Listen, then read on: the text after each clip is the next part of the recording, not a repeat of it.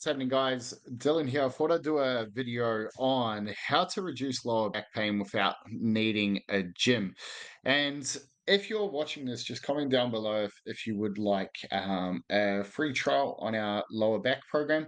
But today, team, I thought I would share, some simple things that you can do that don't require a gym, don't require any exercise, but will help you reduce lower back pain. So when we look at lower back pain, there's quite a few things that could be contributing to it. And so I will sort of bucket it into three things. One is like emotional stress. So any stress that is external, where it's family, life, finances, work, all of that sort of stuff. Any external stress that you put on the body. This could be shearing sheep. It could be life stress, kids are keeping you up at night, all of that sort of stuff. So, any stress will start to impact your nervous system over time. And one of the things with lower back pain, quite often that gets looked at, is that the impact of stress on the body. And so, often when we have an overactive nervous system or an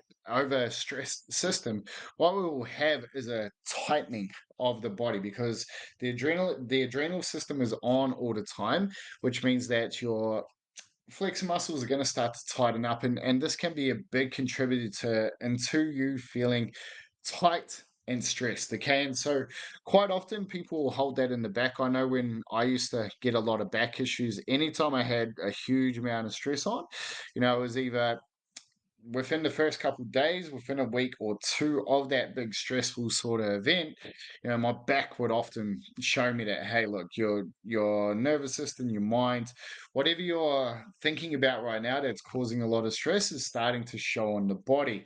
So understanding that is one of the key contributors. And then we have a look at our chemical stresses on the body or chemical composition of the body. And so something super simple is often just are you hydrated, and so a lot of people will get a sore lower back or they'll be sore in the morning, and quite often the big cause of this is actually dehydration. So when you wake up, if you haven't had a lot of water at night time, you sleep with aircon on or something like that, and you wake up, you're a bit stiff, a bit sore.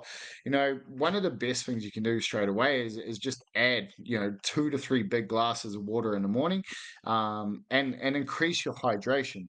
Then we also look at like your minerals, your electrolytes, and stuff like that to see if you're in balance as well. Also, your nutrition makes a big component, and then we look at mechanical stress, and generally that's where people come and see me, where we do programs, training, that sort of stuff to help to bring balance to your body and get you out of pain. But the things that you can do today. So first one I'm going to touch on is the mental side of it or the stress side of it. And so one of the most simple things that you can do is to get more sleep. Okay. And so people talk about this all the time. If you don't know already, sleep is one of the most important things you can do for recovery, stress management, health, all of that sort of things. And you know, I'm not going to sit here and tell you go to bed earlier and all that sort of stuff. I'm going to give you some strategies that will actually help. So one of the first ones is getting what you call your circadian rhythm in check. And so, what that basically means is your body's natural cycle, how it responds to daylight and nighttime. So, one thing you can do in the morning is go out in the sun first thing and just try to get sun on your skin. Don't necessarily look into the sun, but make sure that your eyes are seeing direct sunlight, the skin is getting direct sunlight, because this will start the body's natural rhythms. It'll boost your cortisol in the morning. It'll get things going how it should, and it also almost sets like almost like an internal timer where roughly 12 hours or so later, your body, after it's had this day of work, will start to chill out and come down the other side. And so if you have a consistent rhythm for that, and you might find in the winter time, because of the different daylight hours, maybe this is something that impacts you a bit more. So having that, getting that sun on the body early in the morning will start off that essentially internal clock. And then at nighttime, what you can do too is as soon as you get home from work, especially if you're someone that can't switch off straight away after work, you have to do stuff to chill out. one thing that you can do somewhere between half an hour or so before you go to bed is take some supplementation. So something like a magnesium glycinate or a magnesium threonate, what it's actually going to do is help to calm down your nervous system, or basically calm down your mind. Okay, it's going to help you chill out. It's going to help your muscles relax. It's essentially going to help a lot of processes that are going to help you get a better night's sleep. Another one is glycine as well. So it has similar impacts on the nervous system where it helps to calm things down. Another thing with glycine too, it may be good for tendons and joints as well. So stuff like that. So to help with the repair of the tendons. Another one is ashwagandha. So ashwagandha is a great supplement because what it does is it helps to offset cortisol. Okay, so when cortisol's high, so essentially you've had something comes in where you get a little bit of a stress response. Stress goes up, adrenaline goes up. Adrenaline keeps you awake, alert, and focused. What ashwagandha does is helps to offset that. And one of the good things, or potential good things about ashwagandha, is that through that, essentially that pathway, the down regulation of cortisol, it may actually increase your natural testosterone as well. So if you're a dude, it may have some potential benefits in that. And that little combination of supplements can be something that can help you get to sleep at night time as well. Another one is just having a nice hot shower. Okay. And so, most of us will be doing that at night time anyway. But as your body temperature elevates and then starts to cool down, that'll be actually one of the things that actually makes your body realize shit, it's starting to get dark, it's starting to get late, the temperature is starting to cool down. And that's almost like a natural sign for your body to start to shut down and go to sleep. So that can be something good as well. So little sleep routine there. If you find that you got a lot on your mind. Stuff that I find useful is like reading a book, listening to a non-educational podcast, or something that's just completely, not work related, not growth related, stuff like that. Even playing some video games and stuff, potentially for a little while just to take your mind off. But having that cut-off time with technology, at least an hour before bed can be very beneficial in helping you get a really good night's sleep.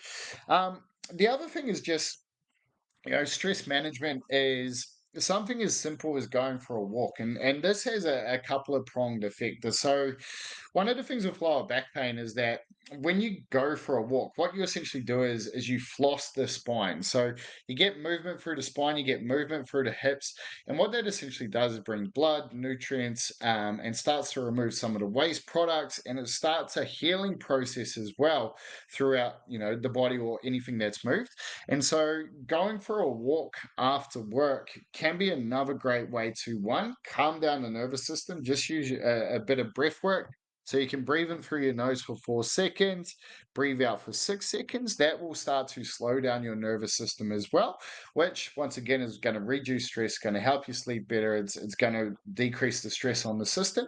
And the cool thing about that too, you get that little bit of flossing throughout the spine and the hips, and it just starts to free stuff up, loosen up, especially if you've been, sitting in a van after work or something like that. Just the simple act of a walk can be absolutely brilliant from that two-pronged effect of, one, the stress reduction, and two, that movement and flossing of the spine. And then if we start to look at, I guess, the chemical elements of it, okay? And so when I look at the chemical elements, I look at it from a pretty simplistic view. Is like, one, try to remove everything that's inflammatory. If your body is hurting, there is a good chance there is a high level of inflammation response, in these affected areas. And so one of the easiest ways, or one of the ways that you can do your best to offset that, is reduce anything that's inflammatory that you put in your mouth. Okay.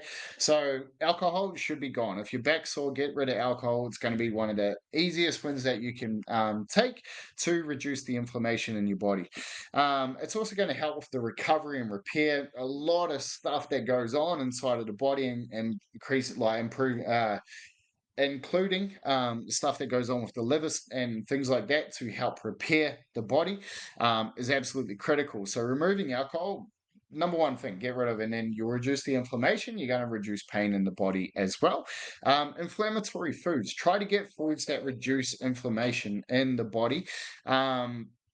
depending on what you're working on, if you're working on performance but you have a high level of inflammation, not high level of chronic inflammation, probably not too good.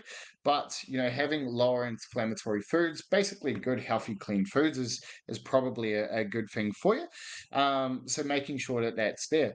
Then the other thing is hydration. Okay, so making sure that you are hydrated. Okay, plain and simple. Often we may find that our hydration levels are not as good as we can. So making sure obviously you're hydrated throughout the day, but have a couple of big glasses of water after you get home from work with a little bit of salt in it as well. Okay, so that's a really, really good thing, to one, rehydrate the cells. Salt is extremely important. So having a little bit of salted water after work can help with that rehydration process. But then also first thing in the morning. Okay, so you can have a hydration drink in the morning, green tea, quarter teaspoon of pink salt, quarter of a cup of lemon juice, and a little bit of stevia or some sugar to sweeten, can be a great way to hydrate the body first thing in the morning. So getting in that hydration drink can be very, very good as well. So those little things, team, are something that can really help. Other things that will help is fish oils are going to be great for decreasing inflammation, magnesium for reducing spasms and stuff like that in the body as well.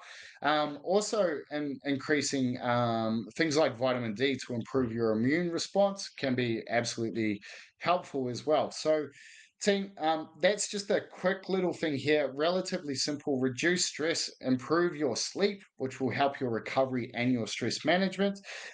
Go for those walks, nose breathing, 4 seconds in, 6 seconds out. It will help to decrease the stress. Also flosses the lower back. Reduce everything inflammatory. Cut out alcohol, cut out inflammatory foods, get good foods in you, increase your veggies, increase your protein, increase your fruits, stuff like that. Also, that hydration, make sure you're getting plenty of water. Have a little bit of salted water after work as well. You can even have this hydration drink that I talk about. And then, fish oils, magnesium, stuff like that can help to reduce the inflammation and spasms as well.